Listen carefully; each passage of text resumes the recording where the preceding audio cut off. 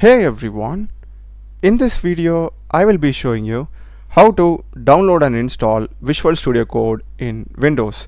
So let's get started. First thing, just Google Visual Studio Code and click on the first link, and here we'll be having download for Windows. Select this and the download will be getting started.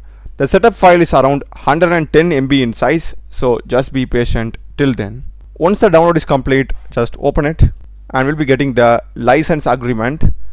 If you want, you can read it. Click on I accept and next, and this is going to be the default location where Visual Studio Code is going to get installed. If you are fine with it, just click on next, else you can simply change it. After changing it, just click on next. This is fine, click on next and make sure that you are checking all these. So by this way you can easily open any file or folder just by right clicking it and click on next. So these are the stuff that's going to get done and added.